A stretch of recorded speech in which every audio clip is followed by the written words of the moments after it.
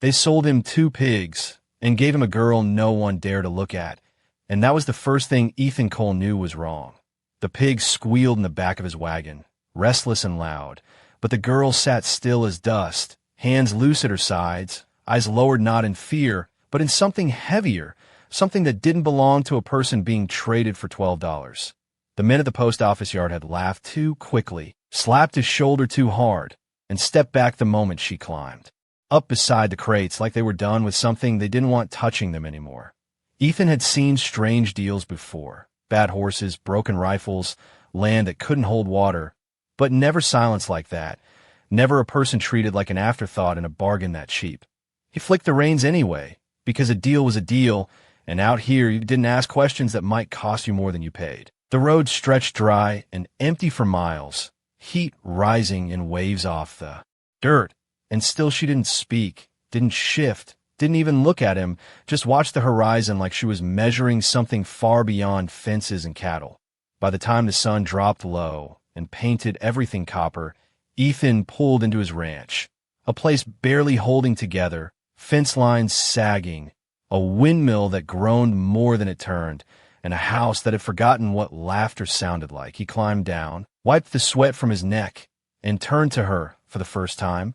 Really looked, expecting anger, fear, something, but what he saw stopped him for half a breath. Her face was calm, too calm, like a still river that hides its depth, dark eyes steady, unblinking, and for a second it felt like she was the one deciding whether he belonged there, not the other way around. "You don't have to stay," he muttered, voice rough from disuse, gesturing vaguely toward the open land, because whatever this was, it wasn't part of his life. And he wasn't about to start carrying.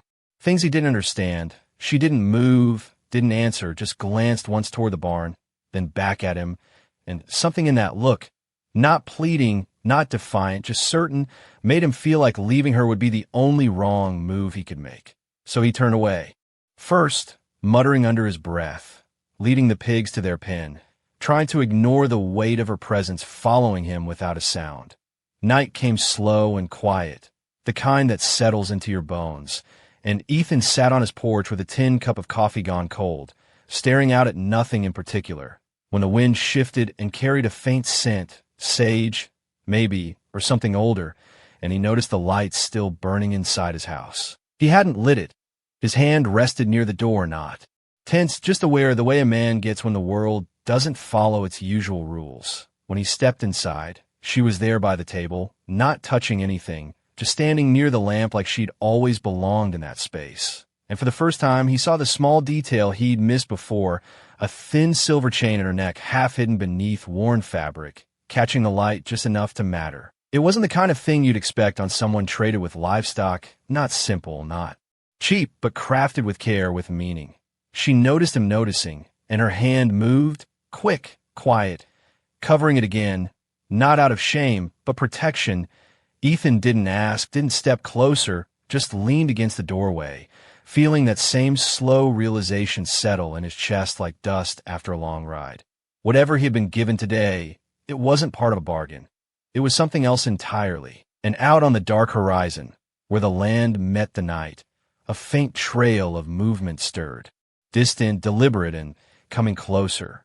The movement on the horizon did not fade with the night. It grew, slow and deliberate, like something that knew exactly where it was going, and Ethan Cole stood in the doorway long after the lamp burned low, watching that distant line shift against the dark, counting without meaning to one shape then another, until he stopped because numbers did not matter when intent felt that clear. Behind him, the girl had not moved, but he could feel her awareness sharpen, like the air before a storm that does not announce itself. And when he turned slightly, he saw her head tilt just enough to listen, not with fear, but recognition, the kind that settles deep in the bones. "You expecting company?" he asked, not looking directly at her, voice quiet, measured the way a man speaks when he does not want to disturb something fragile. She did not answer right away, and the silence stretched, filled only by the faint creak of wood and the distant whisper of wind across open land. Then she stepped closer to the table and placed her palm flat against it, grounding herself in a way that seemed practiced, almost ritual, "They are not for you," she said finally, her voice soft but steady, carrying the weight of someone who chose each word carefully. And it was the first time Ethan heard it, the first time the silence broke. And it did not sound like fear at all. He let out a breath he had not realized he was holding, eyes narrowing toward the horizon again, because men who rode at night rarely came without reason, and reasons out here were rarely simple. "Then they are for you," he said, more statement than question, and she did not deny it. Only lowered her gaze for a moment before lifting it again, stronger this time, as if the act of speaking had changed something inside her. The pigs shifted in their pen outside, restless, sensing what Ethan already felt in his chest, that quiet pressure building, and he stepped off the porch, boots pressing into dry dirt, each step deliberate as he moved toward the fence line, needing distance to think, needing space to measure what was coming. The land stretched wide and empty, but not empty enough, not anymore, and he could see them clearer now, riders, 3 at least, maybe 4, moving in a line that did not waver, not slowing, not rushing, just certain. Behind him, the door opened without a sound, and he did not have to turn to know she was there, standing just inside the threshold, watching the same line, the same future closing in.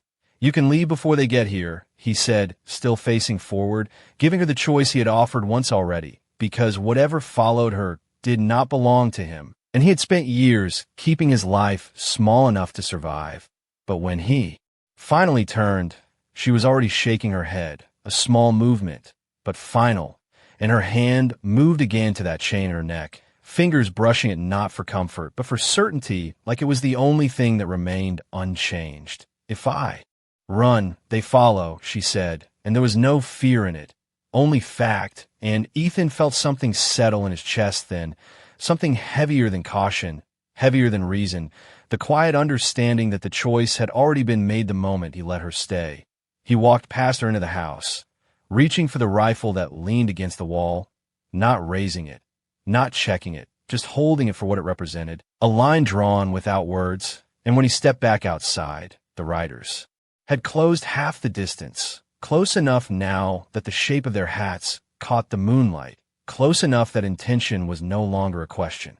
He stopped at the gate, one hand resting on the worn wood, the other hanging loose at his side, the rifle forgotten for the moment, because something about the way they rode told him this was not a simple matter of taking or returning. This was something that had already been decided long before they reached his land.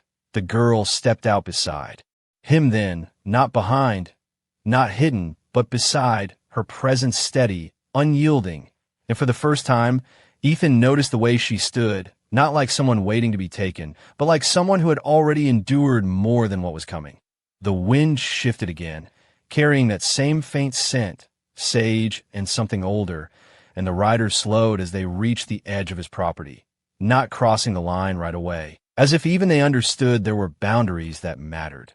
One of them lifted a hand, not in greeting, not in threat, just enough to signal pause, and the silence that followed was deeper than anything Ethan had known, stretching wide across the land, holding something unspoken between them. And in that silence, the girl's fingers tightened slightly around the chain at her neck, and Ethan saw it then, the way the metal caught the moonlight, not like an ornament, but like a mark, a sign that meant something to those who knew how to read it. And, as the lead riders gaze fixed on that small glint of silver, his posture shifted, not forward, not back, but inward, as if the truth had just revealed itself without a single word being spoken. The man on the lead horse did not speak at first, and that silence carried more weight than any threat Ethan had ever known, because it was the kind of silence that came from certainty, not hesitation. The riders sat still at the edge of the property, their horses steady, their eyes not wandering, all of them fixed on the same point, the small glint of silver at the girl's throat, and Ethan felt it then, clear as the ground beneath his boots. This was never about land, never about pigs, never about him. The girl took one slow step forward, not crossing the fence, not closing the distance, just enough to stand where the moonlight touched her fully. And when she lifted her chin, the chain slipped free from her collar, revealing the pendant in its entirety, a piece shaped with care and age, etched with lines that were not decoration but language. And the moment it caught the light, something shifted in the air.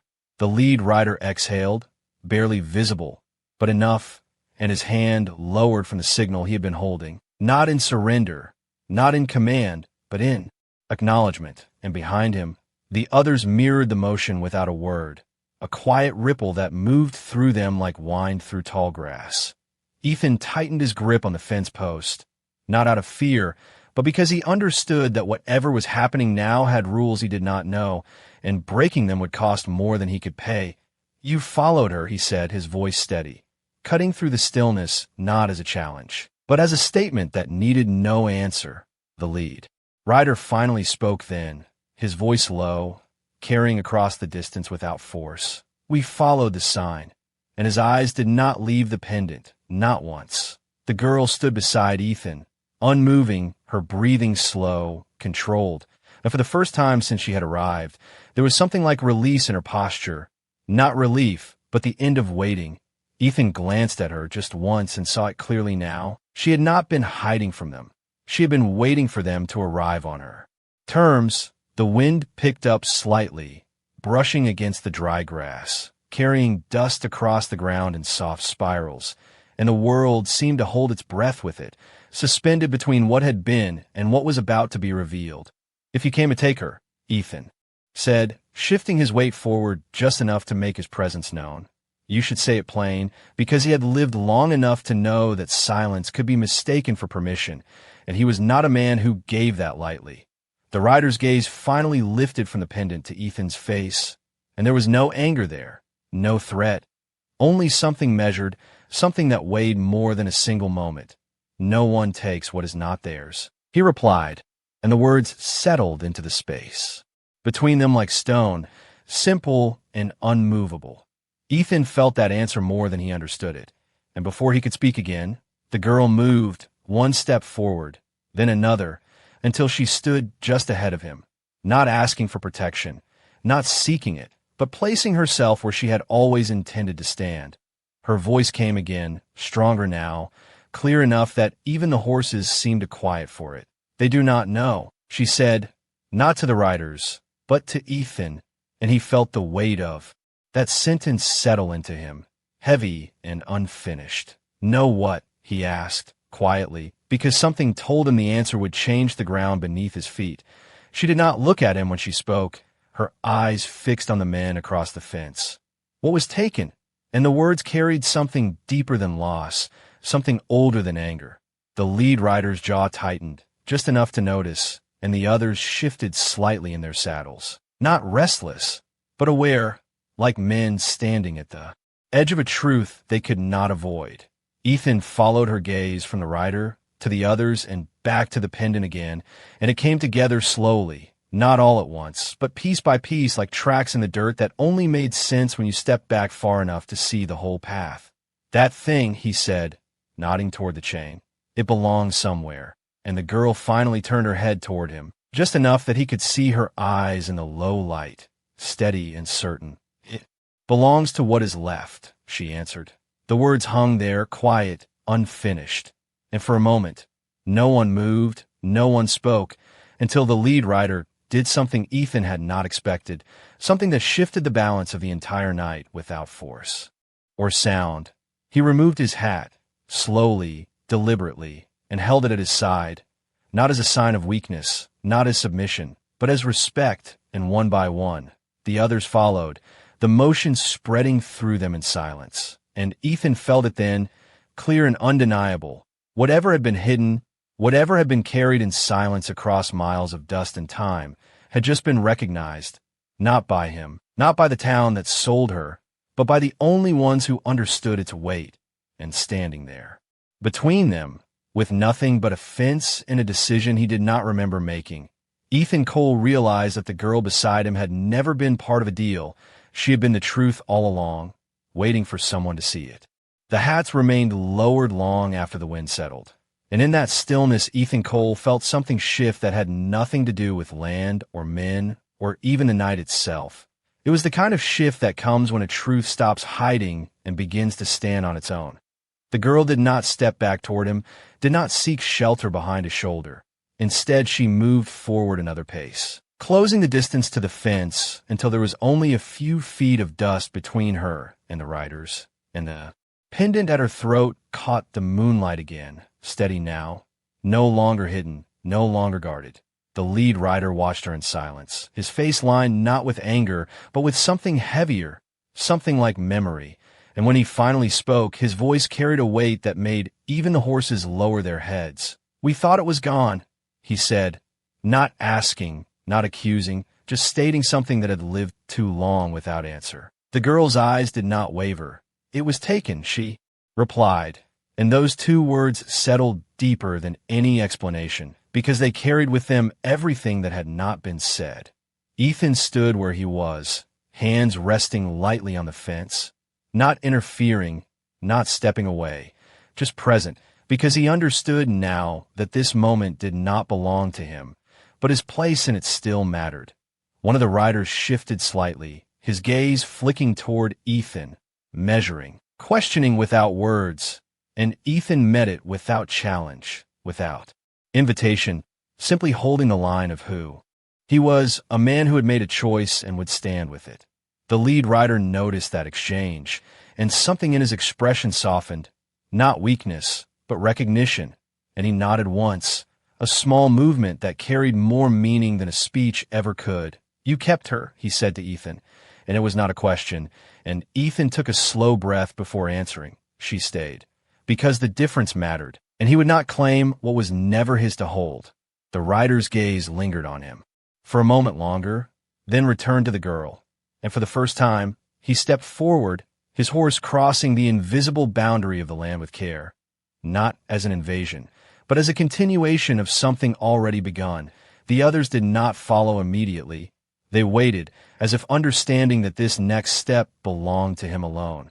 The distance between them closed until only a few yards remained, and the girl did not move back, did not reach for anything, just stood with that same quiet certainty that had unsettled Ethan from the beginning. The rider stopped, then slowly dismounted, his boots touching the ground without a sound, and for a moment he simply stood there, looking at her, not above her, not past her, but directly at her, as if confirming something only he could see. The wind shifted again, brushing across the land, carrying with it the faint scent of sage. And Ethan noticed how the girl's shoulders relaxed just slightly, like a tension she had carried for miles had finally found its end. "You carry it," the rider said, his voice lower now, almost reverent, and she nodded once, her fingers brushing the pendant, not hiding it this time, but acknowledging it. "It was given," she answered, and those words changed something again, because given meant choice, meant intention, meant that what had been taken was not lost completely. Ethan felt that understanding settle into him slowly, like a sunrise you do not notice until the light is already there. And he realized that whatever this object was, whatever it meant, it was not just a symbol, it was a promise carried forward through loss and distance and silence. Behind the rider, the others finally moved, guiding their horses a few steps closer, not crowding, not pressing, just forming a quiet presence that surrounded the moment without breaking it. And one of them lowered his head slightly, not to Ethan, not to the land, but to the girl, and the gesture was echoed by the others, a ripple of respect that moved without command. Ethan watched it all, the way men who had ridden hard through the night now stood in stillness, the way a girl who had arrived as part of a trade now held their attention without raising her voice. And he understood then that the town had not just been wrong. They had been blind to something they could not measure or sell or control. "They will come," the girl said suddenly, her voice cutting through the quiet. And this time she looked at Ethan when she spoke, and there was something different in her eyes now. Not uncertainty, not distance, but warning. Ethan felt it before he asked, felt in the way the night seemed to tighten again. "Who?" he said, though part of him already knew. The rider answered before she could, his gaze lifting toward the same horizon Ethan had watched hours before, the ones who took it, and the words carried a weight that made the air feel thinner. No one moved after that. No one spoke. because some truths do not need more than a few words to be understood. And as the wind shifted once more, carrying a new sound across the open land, distant but growing, Ethan Cole tightened his grip on the fence and realized that whatever had begun with a simple trade was about to be tested by something far larger than any deal he had ever made. The sound reached them before the riders did. A low rhythm carried across the open land, steady and unhurried, the kind of movement that did not need speed to prove its purpose. And Ethan Cole felt it settle into his chest like a second heartbeat, slow but undeniable. No one spoke, not the men who had arrived first, not the girl beside him, because there are moments when words only make things smaller. And this was not a moment meant to be reduced. The lead rider, who had dismounted earlier, turned his head slightly toward the horizon, his posture tightening just enough to show that whatever was coming, it was expected, and behind him the others shifted their horses into a quiet line. Not defensive, not aggressive, just ready in a way that spoke of long experience. Ethan glanced at the girl, Ayanna, and saw that she had not moved from where she stood, her fingers no longer gripping the pendant, but resting lightly against it, as if she had accepted what it carried and what it would bring. "You knew they would follow," Ethan said quietly, not accusing, not surprised, just placing the truth where it belonged. She nodded once, her gaze fixed forward. "They do not let go of what they believe is theirs," she answered, and the words carried something colder than fear, something that had been learned, not imagined. The wind lifted dust along the fence line, soft and restless, and in that movement the new riders appeared, darker shapes against the fading horizon. More than before, not just 3 or 4, but enough to change the shape of the land itself. Ethan counted without meaning to, then stopped, because counting did not change what mattered, and what mattered was the way they rode, not scattered, not uncertain, but aligned, like men who believed the ground ahead already belonged to them. The first group did not retreat, did not step aside. They held their position with the same quiet certainty, and Ethan understood then that this was not a meeting by chance. This was a crossing of paths that had been set long before he ever stepped into that trading yard. Ayanna took a single step forward again, and this time the motion carried something final, something that drew a line without needing to mark it in the dirt. And Ethan felt the shift immediately, the way the air changed around her, not heavier, but clearer, like something hidden had finally chosen to stand in the open. The approaching riders slowed as they reached the edge of the land, their horses pulling back slightly, not from fear, but from recognition. And for a moment, the two groups faced each other across the same stretch of ground. The same silence, but not the same understanding. One of the new men leaned forward in his saddle, his eyes sharp, searching until they found the pendant. And when they did, his expression changed, not into anger, not into relief, but into something harder to read, something that measured value instead of meaning.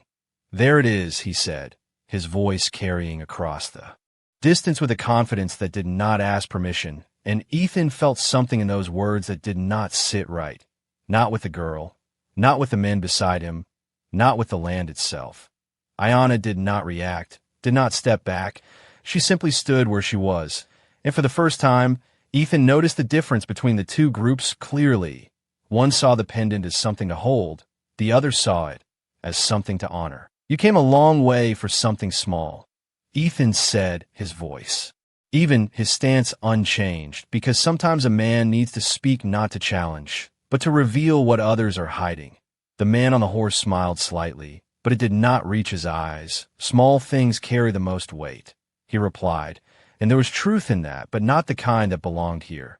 The lead rider beside Ethan stepped forward then, placing himself just enough between the two lines to be seen, not blocking, not confronting, but standing in a place that made his presence clear, and when he spoke, his voice carried a calm that cut through the tension without raising itself. Some things are not meant to be owned, and the words settled into the ground like something ancient, something that did not need to be defended. The man on the horse tilted his head slightly, studying him, then glanced back at Ayanna, then the pendant again, and Ethan saw it then, the calculation, the way his eyes moved not with respect, but with intent, The silence stretched again, thicker. Now, holding more than one truth at once. Until Ayanna finally spoke, her voice steady, stronger than before. It was never yours, and the words did not echo, did not need to, because they landed exactly where they were meant to. The wind stilled, the horses shifted, and Ethan Cole felt the moment balance on something fragile but unbreakable, the kind of line that cannot be seen, only crossed. And as the man on the horse leaned forward slightly, preparing to answer, Ethan realized that whatever happened next would not be decided by who had more men or louder voices, but by who understood what could never be bought in the first place. The man on the horse did not answer right away, and that pause stretched longer than it should have, like a man deciding whether to speak truth or something easier. And when he finally did, his voice carried a calm that felt practiced. "Everything belongs to someone," he said, as if that settled the matter, as if the land itself would agree with him. But the wind did not move, the grass did not bend, and the silence that followed his words felt heavier, not lighter. Ethan Cole shifted his weight slightly, boots pressing into the dry earth, and he realized something simple and sharp at the same time. The difference between the two sides standing in front of him was not strength, not numbers, but belief. One side stood to claim, the other stood to protect. Ayanna did not look at the man who spoke. She looked at the ground between them, at the space that had not yet been crossed, and when she lifted her head again, her voice carried something deeper than defiance. It carried certainty. "Some things are carried, not owned," she said. And the words did not rise, did not push, they settled, steady and unmovable. The man's smile faded, not into anger, but into something tighter, something that did not like being corrected without force. And behind him, one of his riders leaned forward slightly, whispering something low that did not carry across the distance. But the intent of it did, urging, pressing, trying to move the moment forward. Ethan watched it all, the subtle shifts, the way hands rested a little closer to reins, the way shoulders squared just enough to signal readiness. And he understood that whatever line existed between these people, it was about to be tested, not with noise, but with choice. The lead rider beside him took a step forward again, placing himself fully between the two groups now, not as a barrier, but as a voice. And when he spoke, his tone remained calm, unchanged. "You followed a sign, but you do not understand it," he said, and there was no challenge in it, only fact. The man on the horse tilted his head, studying him, then glanced again at the pendant, and Ethan saw it clearly now. The way his eyes did not soften, did not recognize, they measured, weighed, and calculated, as if the value of what he saw could be turned into something else. "Understanding is not required," the man replied, "only possession." And that word hung in the air like something out of place, something that did not belong on that land. Ayanna's hand closed around the pendant then, not to hide it, but to hold it firm, and Ethan noticed how her shoulders did not tense, did not retreat. She stood as she had from the beginning, steady, grounded, as if the ground itself held her in place. "You cannot take what answers to something else," she said, and this time her voice carried farther, clearer, reaching not just the man in front of her, but the others behind him. And for a moment, something shifted among them, a flicker of hesitation, a question that had not been there before. The wind returned then, soft at first, brushing across the land, lifting dust in small spirals, and Ethan felt it against his face, cool and steady, like the land itself was reminding him of something older than any deal, older than any claim. The man on the horse exhaled slowly, his gaze moving once more from the pendant to Ayanna, then to Ethan, and when his eyes met Ethan's, there was something new there, not respect, not yet, but recognition that this was not as simple as he had expected. "You stand with her," he said, and it was not a question, and Ethan did not hesitate, did not look away. She stood first. He answered because the truth mattered more than the position, and the answer seemed to settle something that had been building quietly. The man leaned back slightly in his saddle, considering, weighing again, but this time the calculation did not feel as certain. And behind him, one of his riders shifted uneasily, glancing between the two groups as if the ground itself had begun to tilt. The lead rider beside Ethan lowered his gaze briefly, then lifted it again, his voice softer now, but carrying further. "There are things that choose where they belong," he said, and the words moved through the air like something remembered rather than spoken. Ayanna released the pendant slowly, letting it rest against her chest once more, and for the first time since the riders had appeared, she took a small step back, not retreating, but returning to where she had started, beside Ethan, and the motion was subtle, but it changed everything because it showed that she was not being taken, not being given. She was choosing where to stand. The silence returned, deeper than before, holding all of them in place. And Ethan Cole felt it clearly now. Whatever happened next would not be decided by force, not by numbers, but by whether the men in front of him could see what was already standing in plain sight. And as the man on the horse drew a slow breath, preparing to speak again, the knight seemed to lean in, waiting to see if he would choose to understand or to remain blind.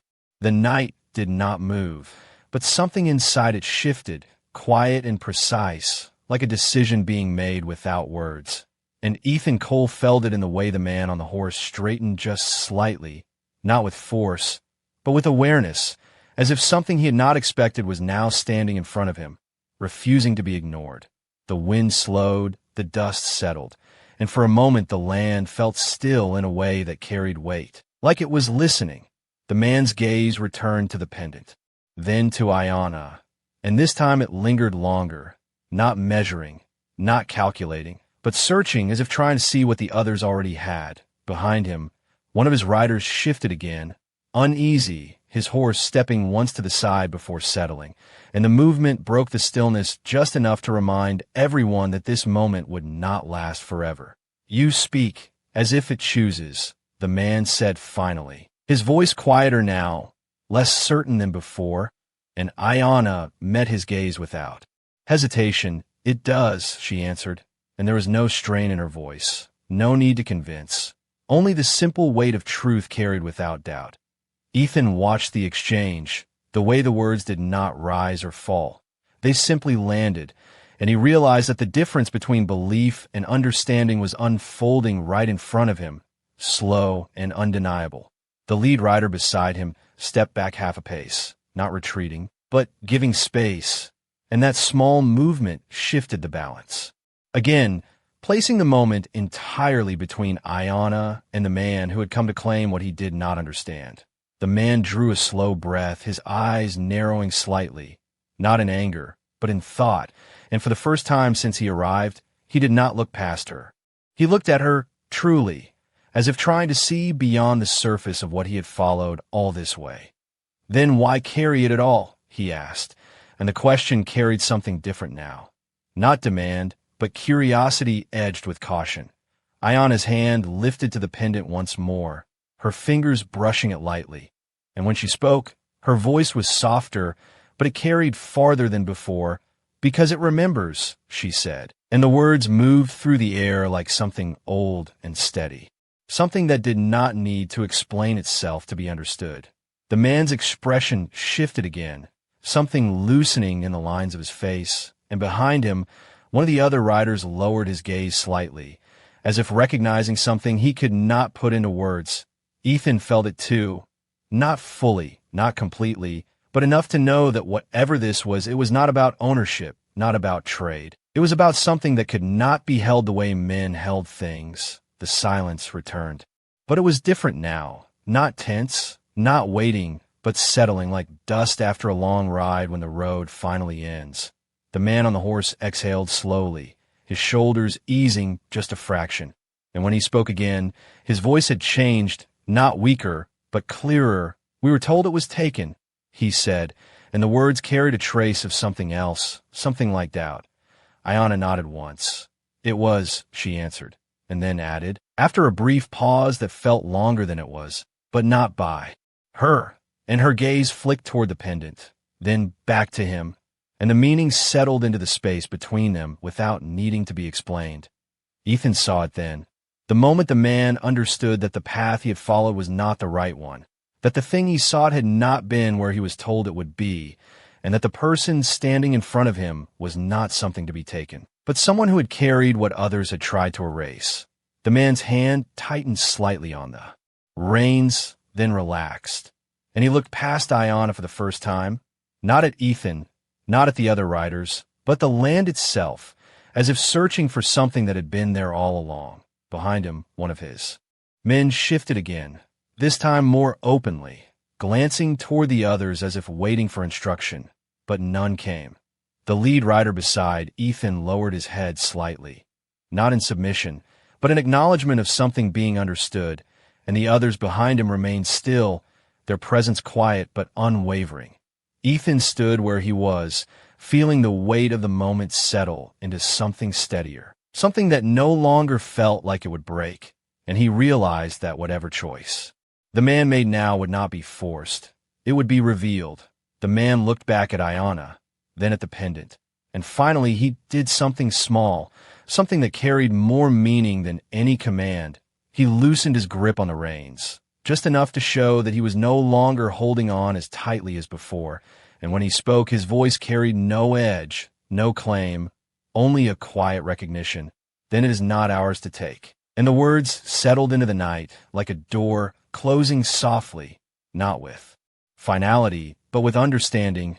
The wind moved again, gentle this time, brushing across the land as if acknowledging what had just been chosen, and Ethan Cole let out a slow breath, realizing that the line had not been crossed, not because it could not be, but because someone had finally seen it for what it was and chosen to stop. The man's words did not echo, but they settled into the land like something final, something that did not need to be repeated, and for a long moment no one moved, as if the night itself was adjusting to what had just been chosen. Ethan Cole felt the tension ease, not disappear, but shift into something steadier, something that no longer pressed against his chest. And when he looked at the man on the horse again, he saw it clearly now, the difference between a man who arrives to take and a man who decides to leave without taking anything at all. The rider straightened slightly in his saddle, his posture no longer leaning forward, no longer reaching, and behind him the others mirror that change without being told, their horses settling, their eyes lowering just enough to show that whatever had brought them here no longer held the same weight. Ayanna stood beside Ethan, her hand resting lightly against the pendant, not guarding it, not hiding it, but simply allowing it to be. And there was something in that stillness that felt stronger than anything that had come before, as if the truth she carried no longer needed to defend itself. The lead rider who had dismounted earlier took a slow step back, giving the space back to the land, and when he spoke, his voice carried a quiet respect that had not been there at the beginning. "Then it is found where it belongs," he said, and the words felt less like a statement and more like an acknowledgement of something that had already been decided long before any of them arrived. The man on the horse nodded once, a small motion, but enough, and then he turned his gaze from the pendant to Ayanna, holding it there for a moment that stretched just long enough to matter, before he reached up and settled his hat back on his head. It was not a dismissal, not a retreat, it was a closing, a quiet acceptance that the road he had followed had led him somewhere he had not expected, and that the answer he found was not the one he came for. "We were given the wrong trail," he said, and this time there was no edge in his voice, no claim, only a recognition that something had been misunderstood from the start. One of his riders shifted again, less uneasy now, more certain, and Ethan saw it spread through them, the way men adjust when a decision has been made and no longer needs to be argued.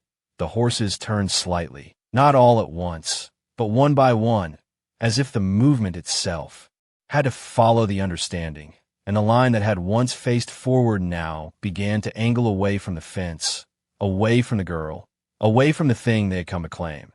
Ethan let out a slow breath, his grip on the fence loosening without him realizing it, and he felt something settle deep in his chest, something that had nothing to do with relief and everything to do with clarity. Ayanna stepped forward once more, just enough that her voice would carry without force. The trail was never wrong, she said, and the riders paused, not turning back, but listening. "It brought you here," she continued, and the words held no accusation, no challenge, only a quiet truth that did not need to be defended. The man on the horse stopped his movement, his shoulders still for a moment, and then he inclined his head slightly, not in submission, not in apology, but in acknowledgement, and without another word, he guided his horse forward, turning fully now, leading his men away from the land they had not crossed. The sound of hooves softened as they moved, not hurried, not delayed, just steady, the same rhythm they had carried when they arrived, but different now, lighter, as if the purpose that had driven them here had been left behind. The other group remained where they were, silent, watching, not pursuing, not pressing, because nothing needed to be taken back, nothing needed to be proven. The lead rider beside Ethan lifted his gaze toward the horizon, following the departing figures until they became shapes again, then shadows, then nothing at all. And when he turned back, his eyes settled briefly on Ayanna, then on Ethan, and he nodded once, a gesture that carried respect without needing to name it. The night seemed to open again after that, the weight lifting, the air moving freely across the land, and Ethan became aware of the small things once more, the creak of the fence, the quiet shift of the pigs in their pen, the distant sound of wind moving through dry grass. Ayanna lowered her hand from the pendant, letting it rest fully against her chest, and for the first time since she had arrived, her shoulders eased. Completely, not with exhaustion, but with the quiet certainty of someone who no longer needed to hold anything back. Ethan looked at her then, not with questions, not with assumptions, just with the simple awareness that whatever had begun with a trade had ended in something he could not measure, and he realized that some things do not belong to the men who find them, but to the moments that reveal them. The lead rider stepped back toward his horse, his movements calm, deliberate, and the others followed, their presence fading into the night, not with absence, but with completion, as if their purpose had been fulfilled the moment the truth was seen. And as the last of them turned away, leaving Ethan and Ayanna standing at the edge of a land that felt different than it had just hours before Ethan, Cole understood something he had never needed to understand until now, that not everything that arrives in a man's life is meant to stay, but some things are meant to change him before they leave. The night did not end all at once. It loosened slowly, like a held breath finally released, and Ethan Cole remained by the fence long after the last rider disappeared into the dark, watching a horizon that no longer carried movement, only memory.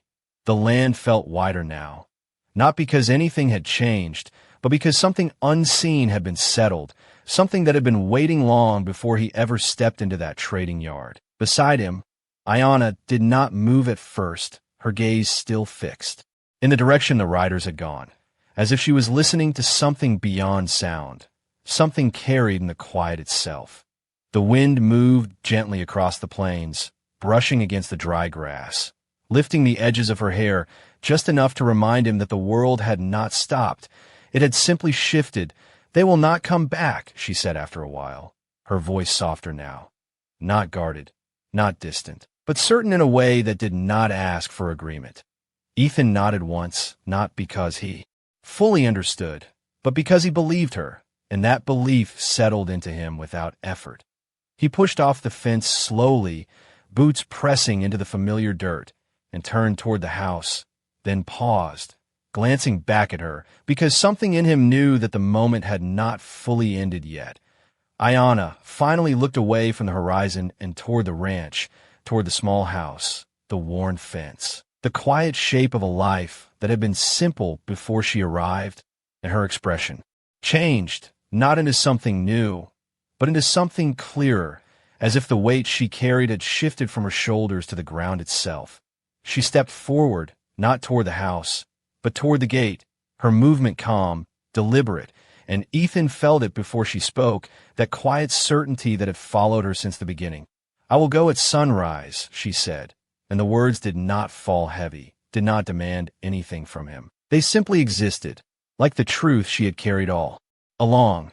Ethan stood still for a moment, letting the words settle, feeling the space they created between what had been and what would come next. And he realized that he had known this without knowing it, that whatever had arrived with her was never meant to stay. "You do not have to leave," he said, though his voice carried no insistence, no attempt to hold her there, just the simple offering of a choice. She shook her head slightly, her gaze steady. "This place is not where it belongs," she replied, and her hand brushed the pendant once more. Not out of habit, but acknowledgement, as if the answer had always been there. Ethan looked at the land around him, the fence he had repaired a dozen times, the barn that leaned just enough to remind him it was still standing, and for the first time, he saw it differently, not as something to hold on to, but as something that had held him long enough. The night deepened around them, but it no longer felt heavy, no longer carried the weight of what had come before, and as they walked back toward the house, side by side, not speaking, not needing to, Ethan realized that silence did not always mean distance. Sometimes it meant understanding that had no need for words. Inside, the lamp still burned low, casting a soft glow across the worn table, and Ayanna paused there for a moment, her fingers resting lightly on the surface, the same way she had done before, grounding herself in a place she would soon leave behind. Ethan moved to the stove, pouring water into a tin cup, the simple motion steadying in its familiarity, and when he handed it to her, she accepted it with a small nod, not as a guest, not as a stranger, but as someone who had shared something that did not need to be named. They sat across from each other, the quiet stretching between them, not empty, but full of everything that had happened and everything that would not be spoken. After a while, she reached up and removed the pendant, her fingers moving carefully, not hesitant but precise, and she placed it on the table between them, the silver catching the low light, steady and calm. Ethan looked at it, then at her, a question forming without needing to be asked, and she met his gaze with that same quiet certainty. "It does not stay with one person forever," she said. And the words carried something deeper than explanation, something that felt like a passing rather than a leaving. Ethan did not reach for it, did not move, because he understood that whatever this was, it was not something to take, not something to claim, and the moment stretched between them, balanced and still. Outside, the wind moved again, soft and steady, carrying the scent of sage across the land, and Ayanna stood slowly, her gaze lingering on the pendant for just a second longer before she turned toward the door. Ethan remained where he was, his eyes on the small piece of silver resting on the wormwood. And for the first time, he understood that some things are not given to be kept, but to be carried forward in a way that cannot be seen. And as the night settled fully into silence, and the first hint of dawn waited just beyond the horizon, Ethan Cole realized that when the sun rose, nothing on his land would look different, but everything would feel changed in a way that could not be undone. The first light of morning did not break the horizon all at once. It slipped in slowly, pale and quiet, like it was careful not to disturb what had been left behind, and Ethan Cole sat at the table long before the sun rose, his hands resting near the pendant, but never touching it, watching the way the silver caught the faint glow from the window. The house felt different in the early light, not emptier, but clearer, like something had been removed that he had never known was there. Outside, the land stretched still and wide, the fence line steady, the barn unchanged, and yet everything carried a weight that had not existed the day before. He had not slept, not because he could not, but because there was nothing in him that wanted to close his eyes on a moment that had not yet fully settled. The cup she had used sat across from him, empty now, a small trace of something that had already begun to fade into memory. And Ethan found himself looking at it longer than he expected, not for what it was, but for what it meant. The sound of soft footsteps behind him did not startle him. He had been waiting for it without knowing, and when he turned slightly, Ayanna stood in the doorway, the morning light just beginning to shape her outline, her expression calm, unchanged, but lighter in a way that did not need to be explained. Neither of them spoke at first, because there are moments that lose something when words try to hold them, and this was one of them. She stepped forward slowly, her gaze moving across the room once more, not searching, not lingering, just seeing, as if she was taking in something she would not carry with her, but would not forget either. Ethan glanced at the pendant again, then back at her, and something in him understood what needed to be done, not because it had been asked, but because it was already decided. He reached out then, his hand closing gently around the silver, lifting it from the table with care, and for a moment, the weight of it surprised him, not heavy in measure, but in meaning, like holding something that did not belong to the moment it was in. He stood, moving around the table until he stood. In front of her, the distance between them smaller now, but unchanged in its quiet understanding. "This goes with you," he said, his voice steady, not offering, not questioning, just returning what had never been his, and Ayanna looked at the pendant in his hand, then at him, and for a brief moment, something shifted in her eyes, not hesitation, not doubt, but recognition of something deeper than the object itself. She did not take it right away, her gaze holding his as if measuring something that could not be seen, and when she finally reached out, her fingers brushed his hand lightly, not lingering, just enough to take the pendant back in her possession, and in that brief contact, Ethan felt something pass between them that had nothing to do with the silver, something quieter, something that did not need to be named. She placed the chain back around her neck, the motion smooth, practiced, and when it settled against her chest again, it did not feel like something returned. It felt like something restored. The light in the room grew stronger, the edges of the world sharpening with it. And outside, the wind moved gently across the land, carrying the scent of sage once more, steady and familiar.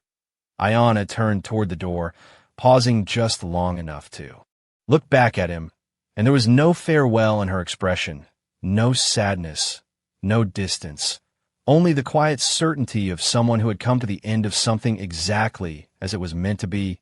"You did not keep it," she said, and the words were simple, but they carried more weight than anything else she had spoken, and Ethan shook his head slightly, not as an answer, but as acknowledgement of something he had understood too late to question. She gave a small nod, then stepped out into the morning, the light catching her figure as she moved across the yard, past the fence, toward the open land beyond, her steps steady, unhurried, as if the distance ahead did not concern her. Ethan followed her to the doorway, stopping just at the threshold, watching as she moved farther away, becoming smaller against the wide stretch of earth, until she was no longer a figure, but part of the horizon itself. He stood there for a long time after she disappeared, not waiting, not expecting her to return, just standing in the space she had left behind, feeling the quiet settle into something new. The ranch looked the same broken fence, the same worn boards, the same open sky, but the silence had changed. It no longer felt empty. It felt complete. Ethan stepped back inside finally, the house still holding the faint trace of her presence. And as he moved through the room, he noticed something small on the table, something he had not seen before, a single thread of silver, no longer part of the chain, left behind without explanation. He picked it up carefully, turning it between his fingers, and for a moment he considered what it meant, then let out a slow breath and set it back down, not keeping it, not claiming it, just letting it rest where it had been placed. Outside, the sun rose fully now, casting long shadows across the land, and Ethan Cole stepped back onto the porch, looking out over the same horizon that had changed him without leaving a mark, and he understood then, in a way he had not before, that some things pass through a man's life not to stay, but to show him what cannot be owned, and what must be returned without regret. The sun climbed higher, slow and steady casting long lines of light across the dry earth, and Ethan Cole stood on the porch longer than he needed to, not watching for anything in particular, just letting the quiet settle into something he could carry. The ranch moved as it always had, the windmill creaked, the fence shifted slightly where the wood had worn thin, the pigs stirred in their pen, restless for feed, and yet none of it felt quite the same, as if the land itself had noticed something had passed through and left behind a different kind of stillness. Ethan stepped down into the dirt, his boots pressing into the same ground he had walked for years, but each step felt more deliberate now, more aware, like he was moving through a place he had only just begun to understand. He moved through the morning without thinking too much, filling the trough, checking the fence line, running his hand along the rough wood as if to confirm it was still there, still real, and with each simple task, the memory of the night did not fade. It settled deeper, not as something loud or demanding, but as something quiet that refused to leave. When he returned to the house, the door still open to the morning air, he paused at the table again, his eyes finding that small thread of silver resting where he had left it, untouched, unchanged, and for a moment he simply stood there, looking at it the way a man looks at something he does not need, but cannot ignore. He reached out slowly, picking it up once more, turning it between his fingers, feeling its lightness, its simplicity, and he realized that it held no power on its own, no weight beyond what had been carried through it, and yet it felt heavier than anything he owned. He set it down again, not because it did not matter, but because it did not belong to him, and that difference settled into him more clearly now than it had the night before. The day stretched forward, bright and unremarkable, and for a while, it seemed as if the world had returned to what it had always been. Simple, quiet, predictable. But as the hours passed, Ethan noticed the small changes, the way his eyes moved differently across the land, the way he listened to the wind, not just for weather, but for something deeper, something he could not name. By midday, a rider appeared on the distant road, a single figure moving at a steady pace, not hurried, not hesitant, and Ethan saw him long before the man reached the gate. He did not reach for anything, did not prepare. He simply stood and waited, because something in him had changed enough to know that not every arrival carried trouble. The rider approached slowly, raising a hand as he neared, a simple gesture of acknowledgement, and when he stopped at the fence, he did not dismount right away. Instead, he looked around, taking in the ranch, the land, the quiet that sat over it like something earned. "You are Ethan Cole," the man said, his voice even, not questioning, just confirming, and Ethan nodded once, his gaze steady. The man's eyes shifted briefly to the house, then back to Ethan, and for a moment, it seemed like he might say something more, something heavier, but instead he reached into his coat and pulled out a small folded piece of cloth. He held it out across the fence, not throwing it, not pushing it forward, just offering it in a way that required Ethan to decide whether to take it. Ethan stepped closer, his hand resting briefly on the top rail before he reached out and accepted it, the fabric light, worn, and when he unfolded it, he saw the faint pattern stitched into it, simple, deliberate, not decoration, but meaning. He did not recognize it, not fully, but something in him understood that it was connected to what had passed through his land, something left not by accident, but by intention. He looked up at the man, a question forming without words, and the rider gave a small nod. "It was meant to be left," he said, and there was no need to explain more than that. Ethan folded the cloth carefully, holding it for a moment longer before tucking it into his pocket, not claiming it, not owning it, but carrying it in the way it had been given. The rider tipped his hat slightly, then turned his horse. Without another word, riding back the way he had come, leaving the same quiet behind him. Ethan watched him go, not until he disappeared, but long enough to understand that some things returned not to be taken back, but to complete what was started. The wind moved across the land again, soft and steady, and Ethan Cole stood there at the fence, the sun high above him now, the world unchanged in its shape, but different in its meaning, and he realized that whatever had begun with a simple trade had not ended with a departure. It had continued, quietly, in the way he now stood, the way he now saw, and the way he would carry what could never be owned. The cloth remained in Ethan Cole's pocket through the afternoon, not heavy, not noticeable unless he chose to think about it, and yet every step he took seemed to remind him that it was there, not as something added, but as something acknowledged. The sun drifted westward, the lights softening across the land, stretching shadows long and thin, and the ranch moved through its quiet rhythm as it always had. But Ethan moved through it differently now, slower in his thoughts, more certain in his actions, as if each moment carried a weight that did not need to be measured to be understood.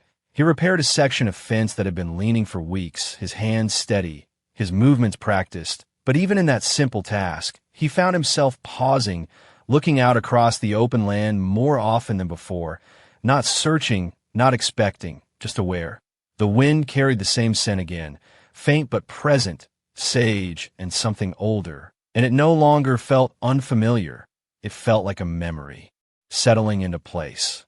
As the day leaned toward evening, Ethan returned to the house, stepping inside as the light shifted from gold to something softer, the shadows gathering quietly along the walls, and he reached into his pocket, pulling out the cloth once more, unfolding it carefully on the table.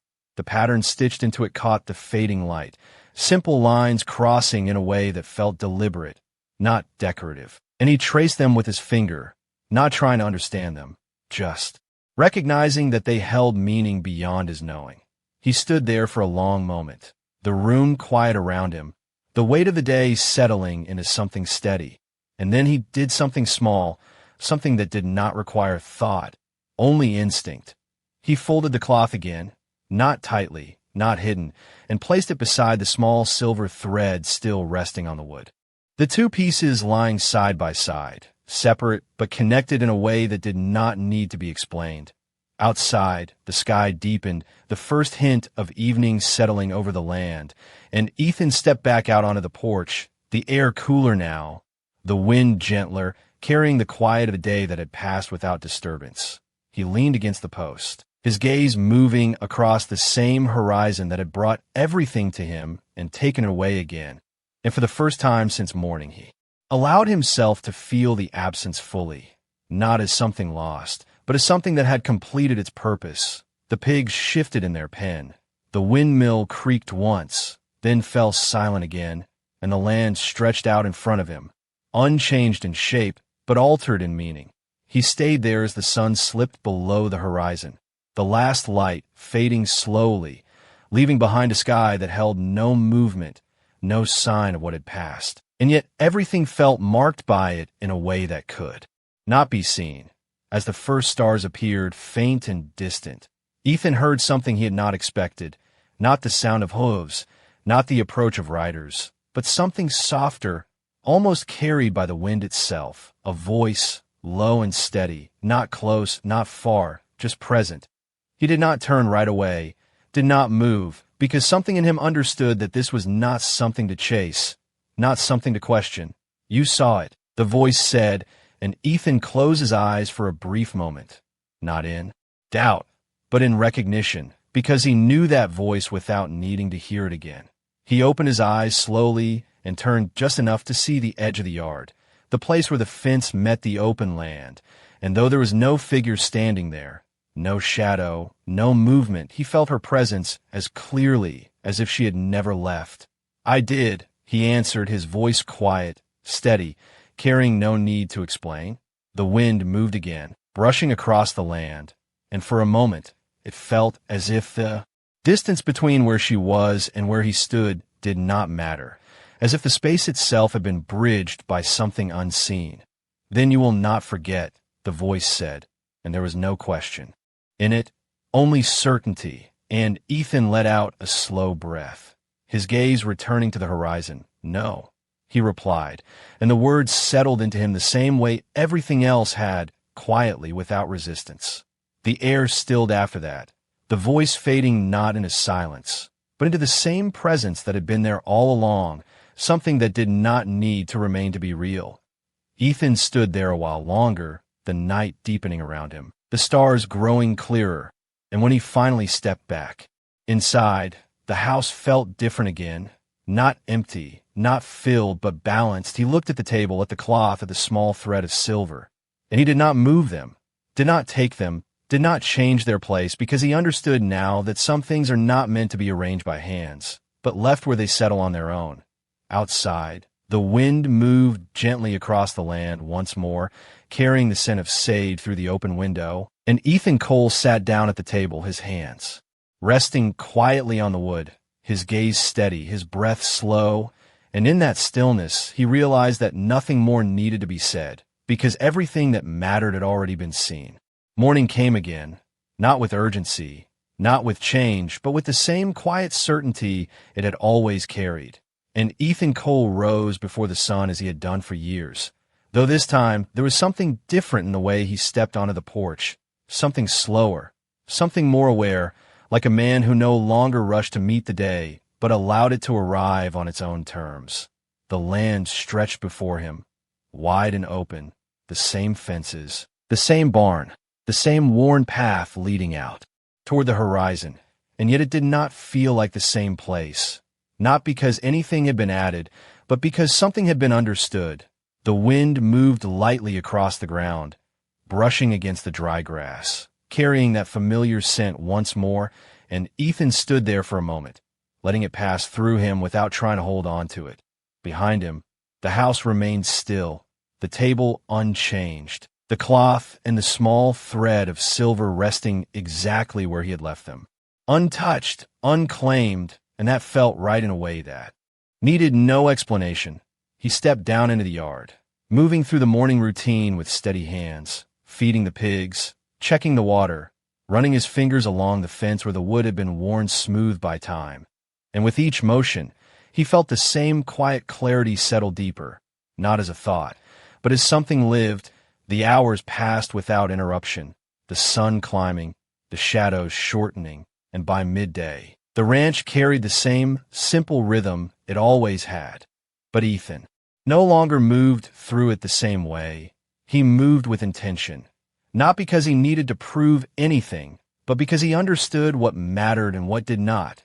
When he returned to the house, the light falling through the window, he paused at the table again, his eyes moving over the cloth, over the thread. And for a moment, he reached out, his hand hovering above them, not to take, not to move, just to acknowledge their presence. Then he lowered his hand, letting it rest on the wood beside them. And in that small decision, something settled fully into place, something that no longer needed to be questioned. Outside, the wind shifted again, stronger this time, moving across the land with a steady rhythm. And Ethan stepped back onto the porch, his gaze lifting toward the horizon once more, not searching, not expecting, just seeing. There were no riders, no movement, no sign of anything beyond what had always been there. And yet he did not feel alone, not in the way he had before, because he understood now that presence was not always something you could see. Sometimes it was something you carried in the way you stood, in the way you chose, in the way you let things go. He leaned against the post, the wood warm beneath his hand, and let out a slow breath, the kind that does not come from relief, but from acceptance. And in that moment, the land felt steady beneath him, not something to hold on to, but something that held him just enough. The day moved forward, quiet and unchanged, and Ethan Cole did not look for anything more than what was in front of him, because he no longer needed to. And as the sun began its slow descent once again, casting long shadows across the same ground, he understood something that had not been clear before, something that did not need to be spoken to be true. Out here, nothing belongs to a man the way he thinks it does, not the land, not the silence, not even the things he believes he has earned. But sometimes if he is quiet enough, if he is steady enough, he is allowed to stand in the presence of something real, something that cannot be bought, cannot be kept, only recognized. And when that moment passes, when it leaves without taking anything and without giving anything that can be held, what remains is not loss, not absence, but something quieter, something stronger, something that stays not in the hand, but in the way a man chooses to live after it is gone.